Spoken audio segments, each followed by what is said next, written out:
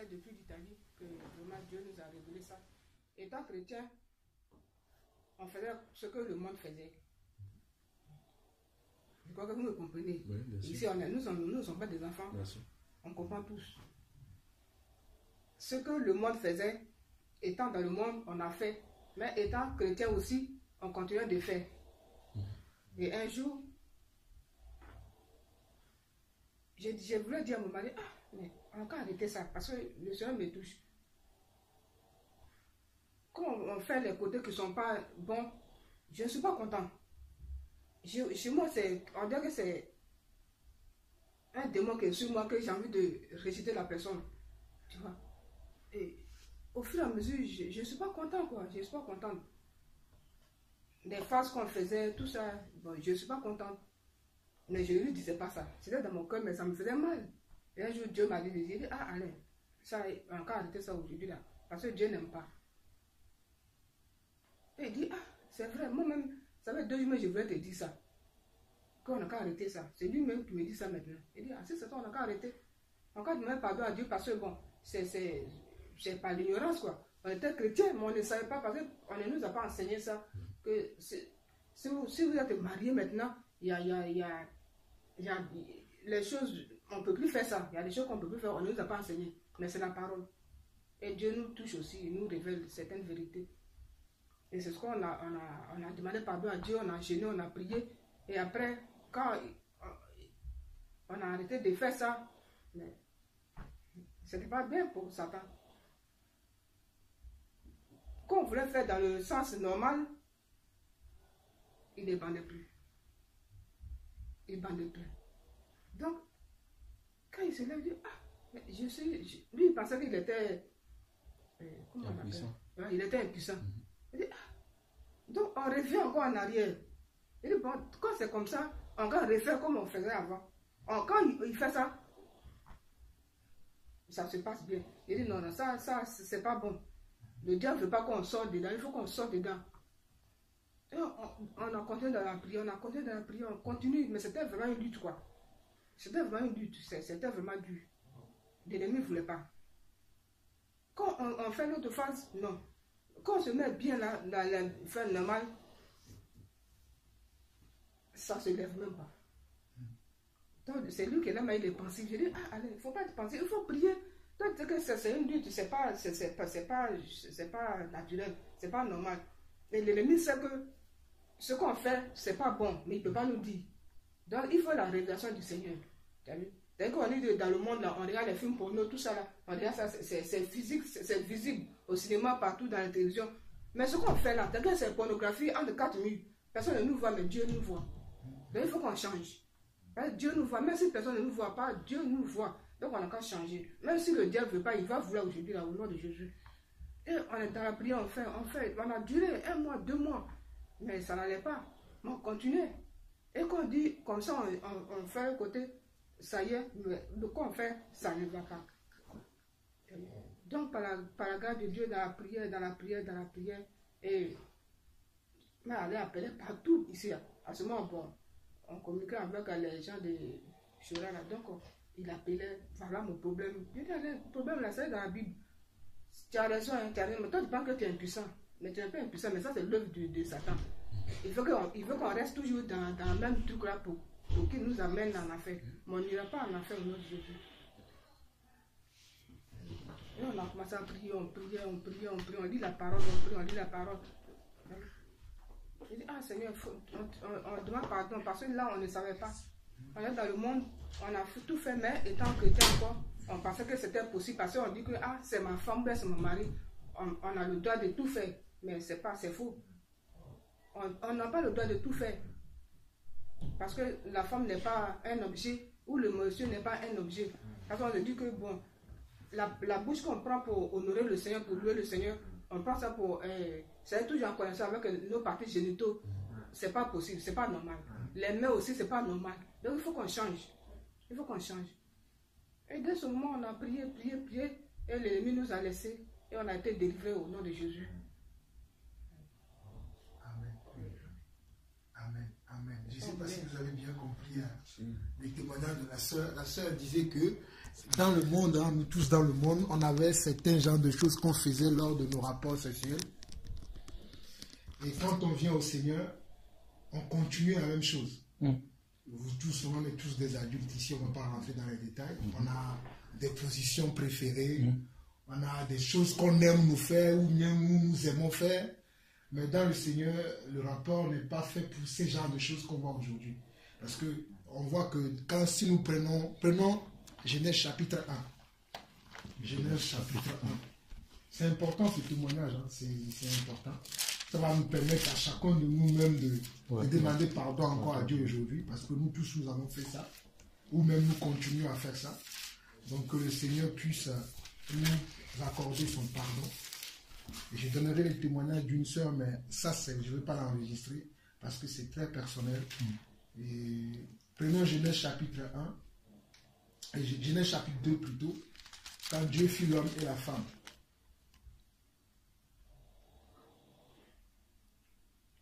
Dans Genèse chapitre 2, au verset 7, on dit: l'Éternel Dieu forma l'homme de la poussière de la terre, il souffla dans ses narines un souffle de vie, et l'homme devint une âme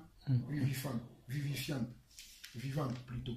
Maintenant, quand on regarde vers le verset 18, on dit: l'Éternel Dieu dit, il n'est pas bon que l'homme soit seul.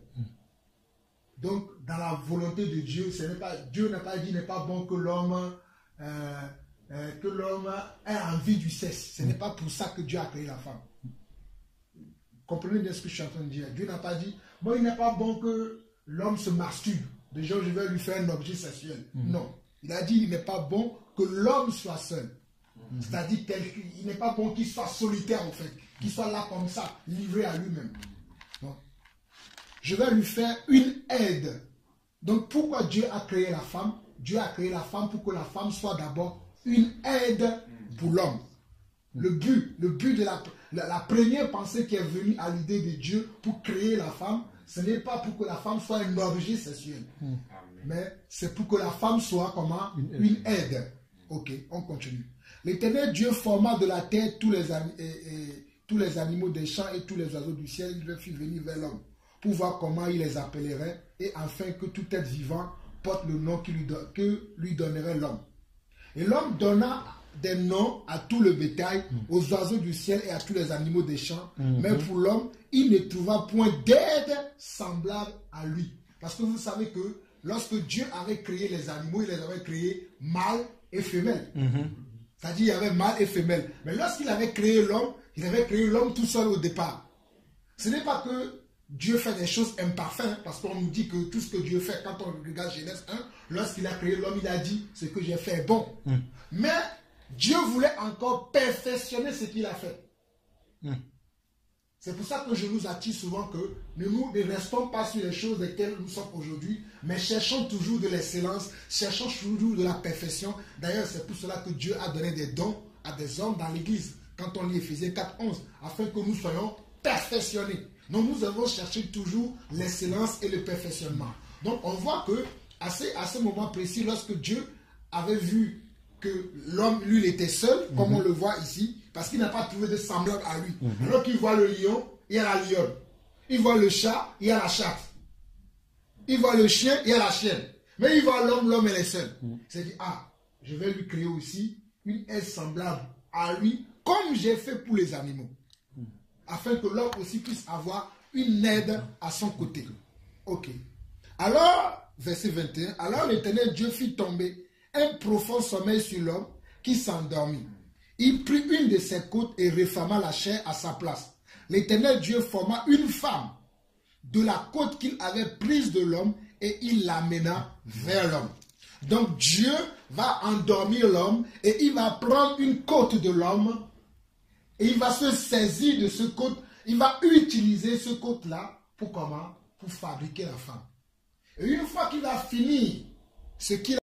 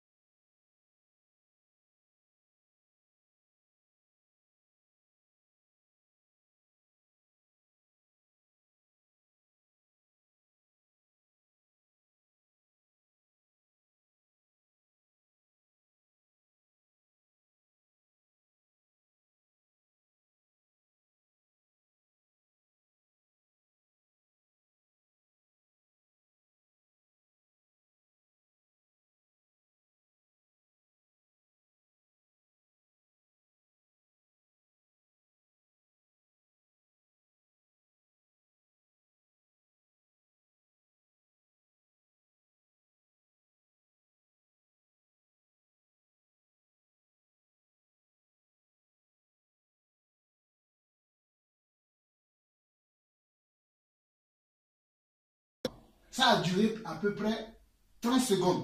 Mon œil a vu ça. Après, quand je suis passé, mon œil a vu ça. Après, je me suis dit, c'est quoi ça? Je suis reparti encore dessus.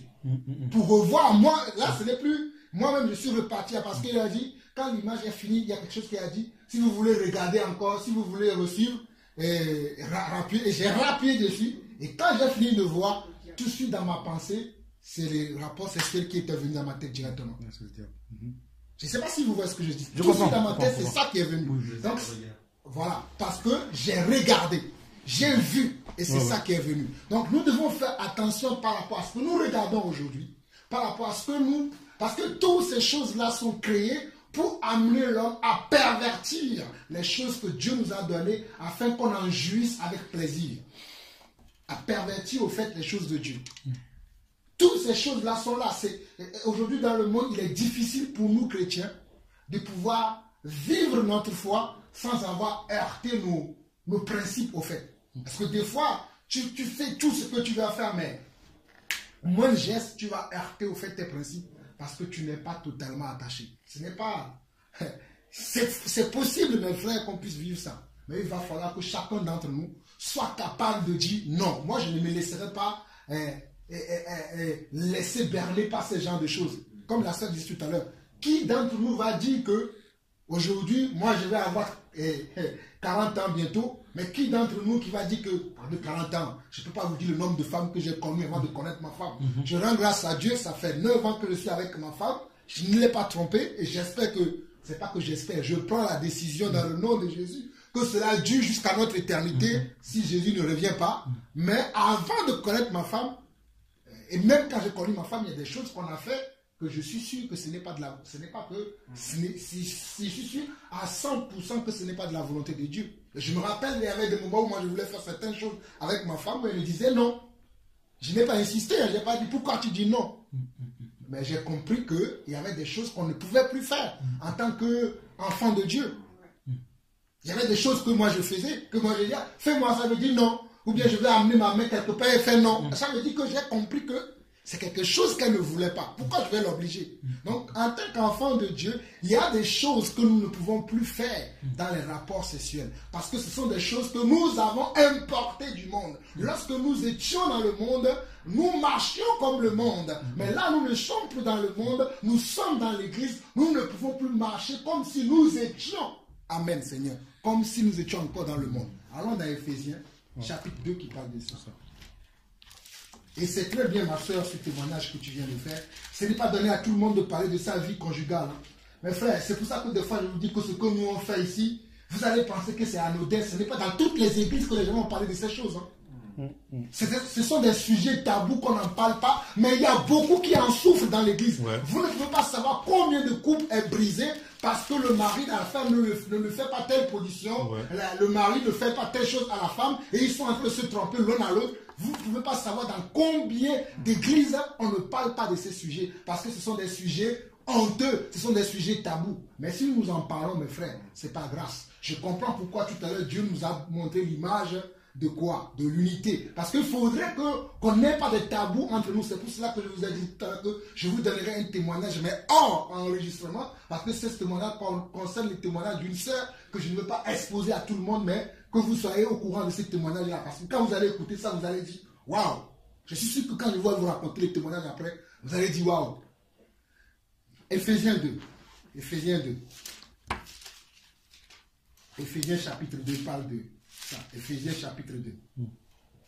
Éphésiens chapitre 2, on va lire juste le verset 1 et le verset 2. Il dit: vous étiez morts par vos offenses et par vos péchés, dans lesquels vous marchiez autrefois, selon le train de ce monde, selon le prince de la puissance de l'air, de l'esprit qui agit maintenant dans les fils de la rébellion.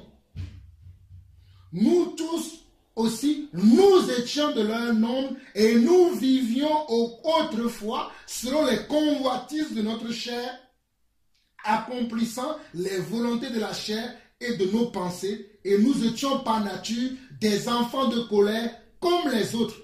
Mais Dieu qui est riche en miséricorde, à cause du grand amour dont il nous a aimés, nous qui étions morts par nos offenses, nous a rendus vivants avec Christ. c'est par grâce que vous êtes Sauvés. sauvés.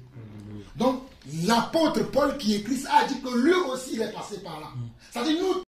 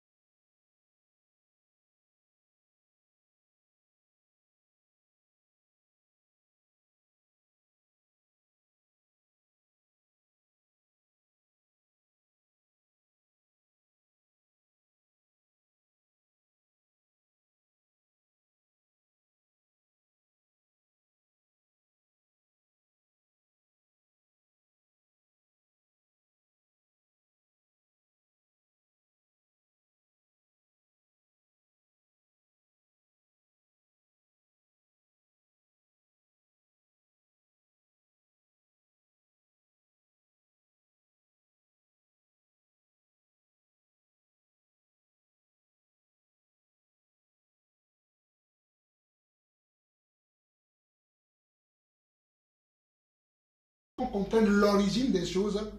Celui qui a créé le portable, il a imaginé quelque chose, il a dit, ah, aujourd'hui, parce qu'à l'époque, les téléphones fixes existaient, le téléphone fixe que nous tous nous avons à la maison, mais il n'y avait pas le portable. Donc le monsieur qui a inventé le téléphone portable, je ne sais pas comment il s'appelle, mais je suis sûr qu'il a dû imaginer que lorsque les gens sont dans la rue, ou bien quand ils ne sont pas chez eux, pour les joindre, cela est difficile. Donc je vais créer le téléphone portable que tu peux avoir un peu partout, comme ça, même si tu n'es pas chez toi, on peut te joindre. C'est comme ça que l'idée est venue et il a pu créer le téléphone portable. Et moi je pense que, je ne suis pas Dieu, mais je pense que Dieu dans sa pensée, et parce que Dieu est sage, il fait ce qu'il veut, et il a toute l'autorité, mais je pense que dans sa pensée, lorsqu'il a créé la femme, il n'a pas pensé à ce que vous et moi nous pensons aujourd'hui. Bon, j'ai trouvé la femme avec qui je vais faire telle position ce soir, demain on va faire telle autre position, après demain on va faire telle autre position. Ce n'est pas ce à quoi Dieu a pensé, excusez-moi, d'être cru, parce que moi j'ai décidé d'être comme ça. N'empêche ce que ça va être ceux qui vont aimer mon message, mais j'ai décidé d'être comme ça. Mais Dieu dans son passé, il s'est dit, ah, si je crée la femme va pouvoir aider l'homme dans la tâche que je confie à l'homme. Et en même temps, elle va l'aider à se procréer, à pouvoir avoir d'autres créatures pour me servir et me rendre gloire. C'est pour ça que Dieu a créé la femme. Mais nous, aujourd'hui, la femme est devenue pour nous un objet sexuel. Je sais qu'il y a certaines femmes qui aiment ça. Il y a certaines femmes, excusez-moi pour les mots aussi, on ne les tourne pas dans tous les sens, là, elles ne seront pas contentes.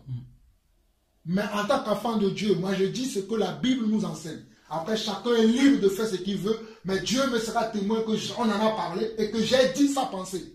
Après, chacun est libre de faire ce qu'il veut chez lui. Le jour là, moi, Dieu me dira, Jean-Paul, tu as dit ce que tu devais dire. Moi, dans la pensée de Dieu, Dieu a créé la femme pour qu'on puisse déjà... Moi, je ne vois même pas du respect là-dedans. Quand tu dis à ta femme de faire des tours, ou bien c'est la femme qui dit au mari de faire des choses, où est le respect là-dedans? Et tout à l'heure, tu disais une chose, il y a une pensée qui m'est venue dans ma tête. Lorsque tu parlais tout à l'heure, Pierre, le Seigneur m'a montré la pensée d'Abraham et Sarah. Je ne pense pas qu'Abraham disait à Sarah, tourne-toi comme ça, fais comme ceci, ou bien Sarah tenait le cesse d'Abraham et faisait ce qu'il faisait avec. Mes frères, soyons sérieux. Imaginez-vous un peu ça. Allez au-delà de ce que nous parlons ici. Traversez avec vos pensées le parc d'Abraham pour voir, vous imaginez Abraham aujourd'hui avec sa femme faire ce que nous faisons. Pourquoi nous le faisons? Puisqu'ils sont des modèles pour nous. Puisque nous les hommes aujourd'hui, c'est vrai que nous sommes des enfants de Dieu, mais c'est Abraham quand même notre père, selon la chair. Les femmes, c'est quand même Sarah leur mère, selon la chair. Et ce que Sarah ne peut pas faire, nos sœurs aujourd'hui ne peuvent pas le faire. Ce que Abraham ne peut pas faire, les frères aujourd'hui ne peuvent pas non plus le faire. Mais pourquoi nous le faisons? Donc nous avons encore, moi je lève la main que je suis vaincu à ce problème-là. Et que j'ai besoin que Dieu me restaure. J'ai besoin que Dieu me change. Vous savez, un ordinateur dans le monde aujourd'hui, lorsqu'il a beaucoup de virus, lorsqu'il a beaucoup de problèmes, on fait quoi? On le restaure.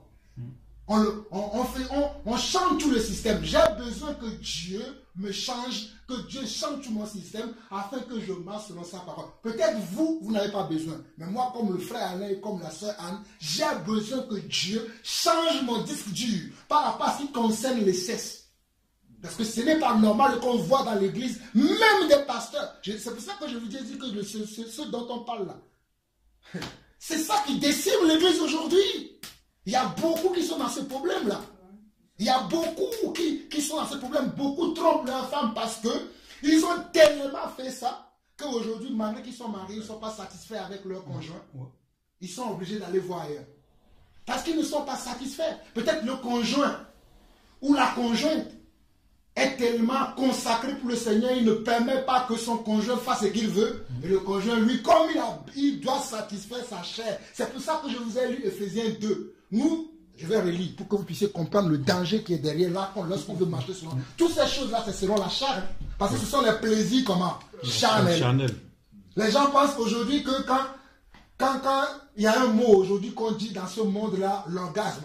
Est-ce que quand ton mari couche avec toi, ou bien quand est-ce que tu as l'orgasme, tout ça là, et c'est ça qui crée beaucoup de problèmes, les gens vont voir même des sessions. On va dire non, mais Dieu n'est pas contre l'orgasme. Mais je n'ai jamais vu Abraham parler de l'orgasme. Bon, ce n'est pas que parce que la Bible ne parle pas que ces choses-là n'existent pas. Bien sûr que cela existe. Mais est-ce que c'est de la manière dont nous, les enfants de Dieu, nous devons avoir ces choses-là? C'est comme ça que nous le faisons. C'est là où est mon problème.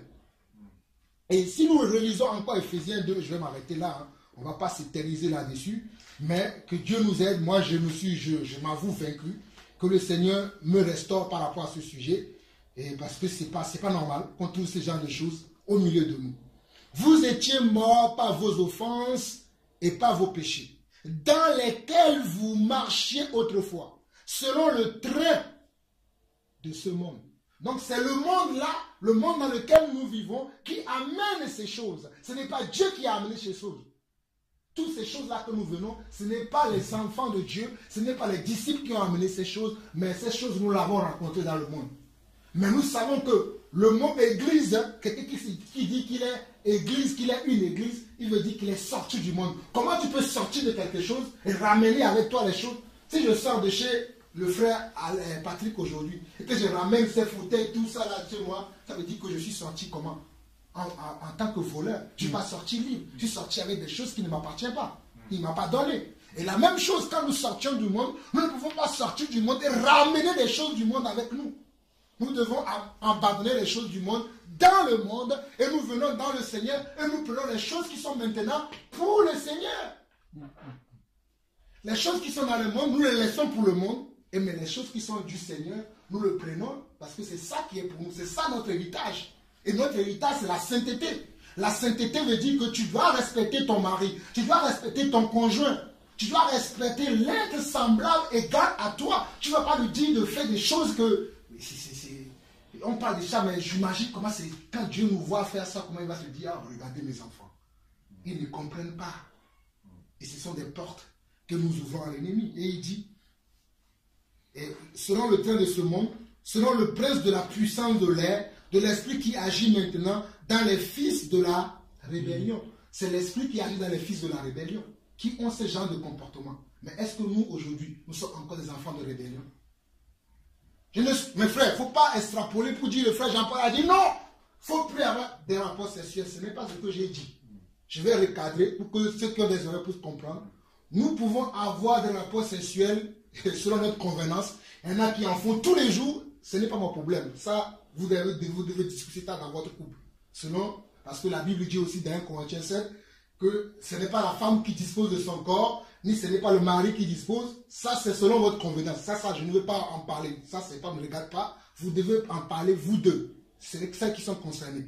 Mais bibliquement parlant, je ne suis pas en train de vous dire non, n'ayez même pas de rapport. Vous devez avoir que des rapports que si vous voulez avoir des enfants. Ce n'est pas ça non plus ce que je dis. Parce que je sais qu'il y en a ceux qui enseignent aussi ça pour dire que non, si vous voulez simplement avoir des enfants, c'est à ce moment-là que vous devez avoir des rapports. Non, je ne dis pas ça non plus.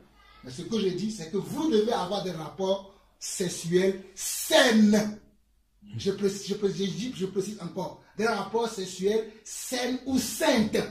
Pas des rapports sexuels qui ne sont pas sains, mais des rapports sexuels qui sont saintes et saines, qui vont protéger et toi, et ton conjoint, et aussi les enfants qui vont naître après. J'imagine certains enfants, ils naissent avec des problèmes, parce que les rapports qu'ils ont eu, que les parents ont eu avant, ce sont des rapports malsains. Donc, je dis bien, on peut avoir des rapports sexuels, mais des rapports sexuels sains. Et pour avoir des rapports sexuels sains, vous n'avez pas besoin que je vous dise comment faire. Vous-même, vous savez déjà. C'est pour ça que je ne vais pas vous dire, il faut faire ceci. Non, vous-même, vous savez. Vous allez même quand vous allez tenter de faire ça, soyez sérieux, votre cœur même, là vous dit non, tu ne peux pas faire ça. Moi, je le vois même. Il y a des choses que je ne peux pas faire parce que même dès que ça passe dans ma tête, il y a le Saint-Esprit qui me dit déjà non, toi, tu ne peux pas faire ça.